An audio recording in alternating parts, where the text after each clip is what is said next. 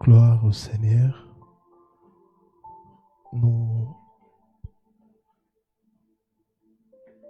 Nous avons repris avec ces moments de live la partie D.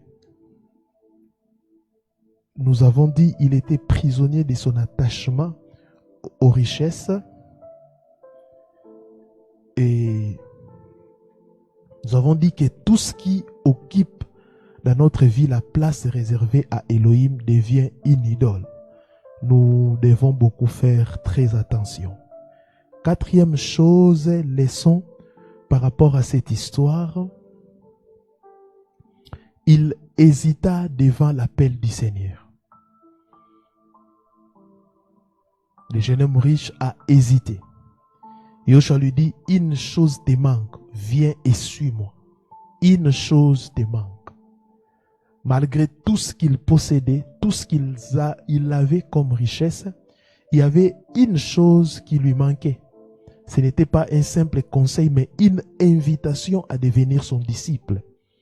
Le jeune homme hésita. Or, lorsque Elohim appelle, la foi répond sans tarder.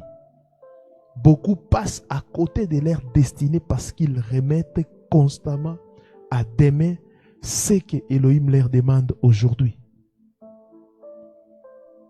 Beaucoup de personnes font cela. Ne remettez jamais à demain ce que Elohim vous demande de faire aujourd'hui. Ne remettez jamais à demain ce que Dieu vous demande de faire aujourd'hui. Ça peut vous coûter cher un jour. Faites très attention. Ça peut vous coûter extrêmement cher. Faites très attention. Très attention. Quand vous attendez la voix du Seigneur, n'endurcissez pas votre cœur. Une chose te manque, viens et suis-moi. Le Seigneur l'invite à devenir son disciple, mais il a résisté. Cinquième leçon. Il préférera le confort à sa destinée. Il préférera le confort à sa destinée. Suivre Yahushua impliquait de renoncer à sa sécurité matérielle et à son mode de vie. Il n'était pas prêt à en payer les prix. Et plusieurs personnes ne sont pas prêtes à payer ces prix. Plusieurs personnes ont hypothéqué leur destinée à cause des biens matériels. Plusieurs personnes ont hypothéqué même leur foi à cause des biens matériels. Faites très attention. Pourtant, les grandes destinées se construisent rarement dans les conforts. Elles exigent les sacrifices, la discipline, les renoncements et une confiance totale en Dieu. Les sacrifices, les renoncements et une confiance totale en Dieu. Ne préférez pas le confort à la place de votre destinée. Et la destinée d'un enfant d'Elohim, c'est le ciel. Bien-aimé, n'hypothéquez pas le ciel à cause des plaisirs éphémères, à cause d'une sécurité passagère. Sixième chose, il repartit avec un cœur rempli de tristesse. Sixième chose, il repartit avec un cœur rempli de tristesse. Quel contraste! Quel contraste! Il était venu avec l'apparence de trouver la vie éternelle, mais il repartit profondément attristé. Sa tristesse ne venait pas de ce que Yahushua lui demandait, mais de son incapacité à abandonner ce qui dominait son cœur. Vous comprenez la nuance? Sa tristesse ne venait pas de ce que Yahushua lui demandait, mais de son incapacité à abandonner ce qui dominait son cœur. Bien-aimé, le monde promet le bonheur, mais celle, Yahushua Hamashiach, donne une joie véritable et durable. Celle Yoshua Hamashiach donne une joie véritable et durable. 7e chose, je crois aussi la dernière chose. Il manqua la plus grande opportunité de son existence. Il manqua la plus grande opportunité de son existence. La plus grande, la plus grande. Il avait devant lui Yoshua Hamashiach, le fils d'Élohim, le fils de Dieu. Il aurait pu devenir son disciple, être témoin de ses miracles et participer à l'avancement du royaume. Mais il préféra conserver ses biens plutôt que de suivre le Seigneur. Il préféra. Il y a des gens comme ça.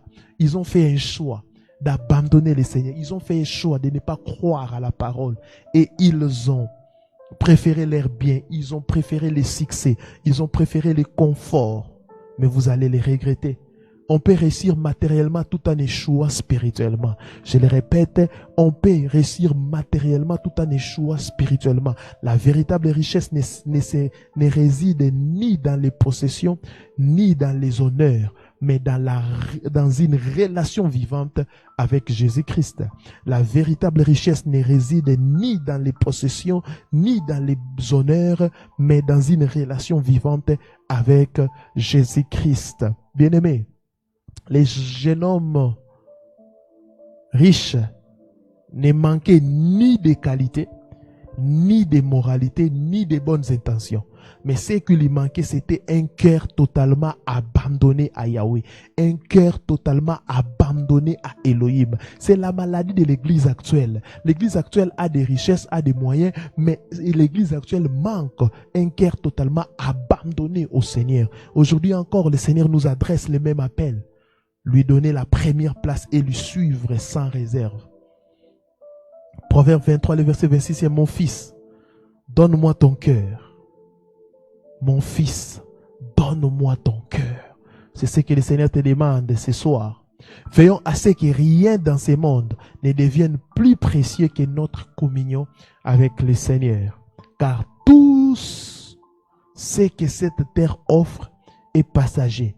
Mais c'est lui qui marche avec le Seigneur possède une richesse éternelle qui ne périra jamais, qui ne périra jamais, qui ne périra jamais. Ce soir, j'aimerais te poser la question, qu'est-ce qui te manque? Qu'est-ce qui te bloque? Qu'est-ce qui te freine encore? Qu'est-ce qui fait à ce que tu puisses toujours être un bébé spirituel, manipulé par les prophètes, manipulé par les pasteurs? Tu n'arrives pas à grandir, tu es toujours au niveau du lait.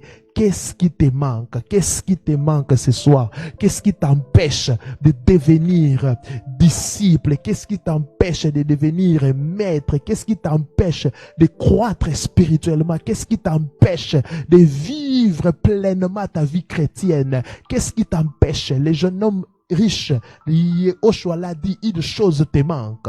Une chose te manque. Qu'est-ce que tu dois vendre ce soir pour que tu puisses croître spirituellement? Qu'est-ce que tu dois abandonner ce soir pour que tu puisses croître spirituellement? C'est le péché? C'est quoi? Qu'est-ce qui te ronge encore? Qu'est-ce qui t'éloigne du Seigneur? Qu'est-ce qui t'empêche d'atteindre une vie consacrée? C'est quoi ce soir? C'est quoi? Qu'est-ce qui t'empêche? Qu'est-ce qui t'empêche? Qu'est-ce qui t'empêche? Le Seigneur est là. Qu'est-ce qui t'empêche? Qu'est-ce qui t'empêche? Le Seigneur est là. Proverbe 23, 26. Mon fils, donne-moi ton cœur. Il a besoin de ton cœur. Il a besoin de ton cœur. Il a besoin de ton cœur. Il a besoin de ton cœur. Il a besoin de ton cœur. Ce soir, il a besoin de ton cœur. Il a besoin de ton cœur. Il a besoin de ton cœur. Est-ce que tu peux prier là où tu es dans ta maison, là où tu es en train de nous suivre, que le Seigneur puisse te révéler ce qui manque afin que tu puisses croître dans les noms puissants et glorieux de Yoshua. Commence à prier. Commence à prier. Commence à prier.